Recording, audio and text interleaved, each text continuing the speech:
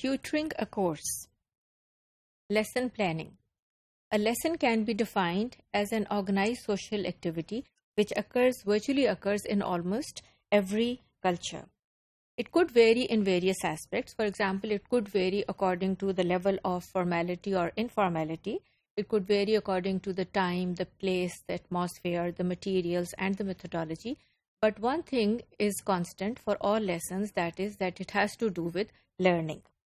Then there would always be some participants of the lesson, those who are at the receiving end of the lesson, and then there would be teachers who would be the givers of that information or who would be imparting the learning.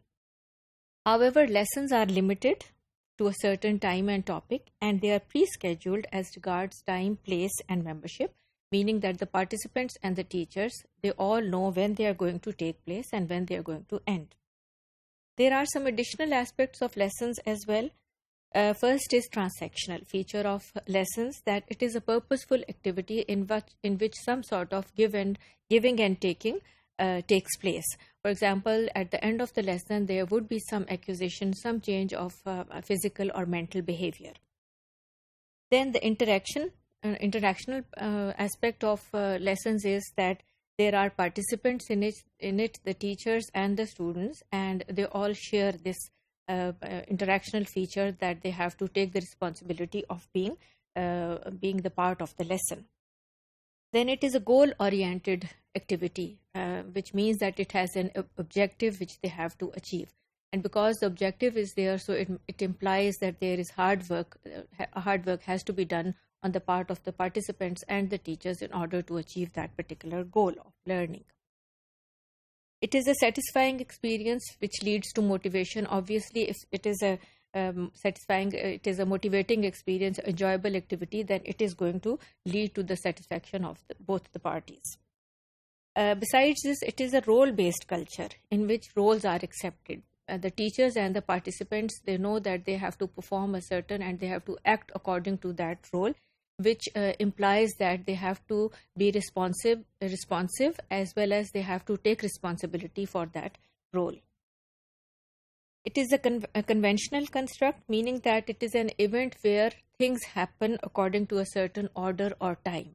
So if conventionally the teacher goes into the class and greetings are exchanged and so on.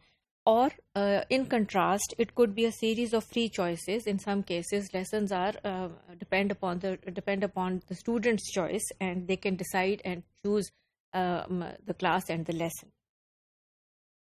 Preparation. Preparation is a very important part of any lesson planning. But how long before the actual lesson takes place should it be done?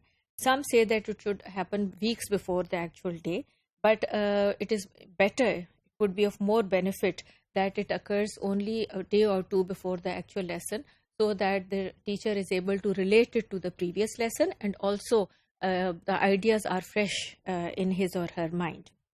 The teacher should take some lesson notes, which are very brief notes, so that keep on reminding himself about whether he is taking up all the points which he intends to teach. These should be in the form of brief headings and abbreviations, just to glance at, just to give the teacher some cues about the items. Dates, for example, certain dates, just to look at the dates or the page numbers and so on.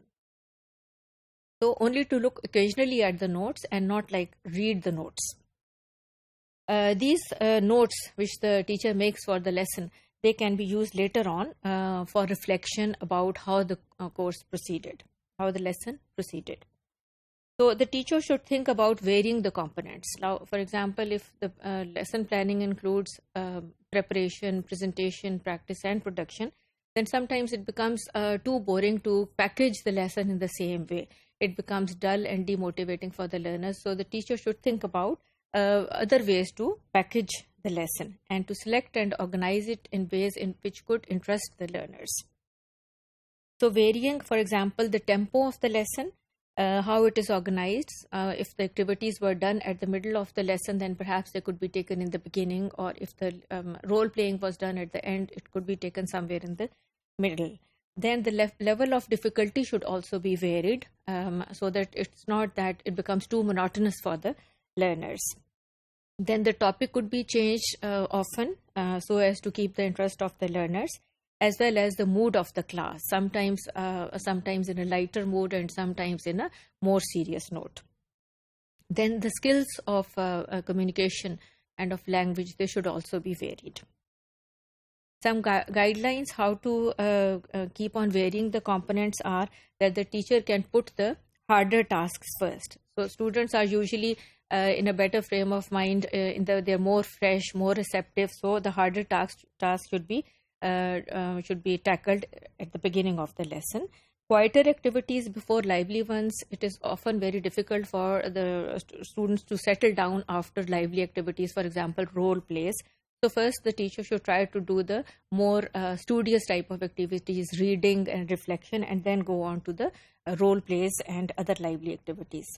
And think about transitions. The teacher should know that when a transition is being made from one activity or one item to the other, try to make it smooth. Then put class together at the beginning, at the end. So if you're taking the class out for a field trip, you should try to put them together at the end so that they have that sense of structure about the lesson. And end on a positive note. Not necessarily that you joke with the students, but you just summarize and encourage so that they go back with this positive attitude in mind. Practical lesson management, preparing more than you need. So you know that this is the time limit, but you should always be prepared that perhaps one of the item you will not use and you will need something else. And then you have to keep in mind those items if there is shortage of time, so you can sacrifice those items.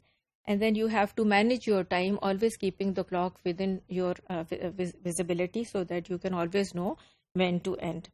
Don't distribute the papers yourself. Ask the class to distribute them. And for group work, you have to give clear instructions to the learners before you start the group work, or you start distributing the worksheet, because students will not attend to what you are saying. They will put more attention on to read the worksheets which you have given them.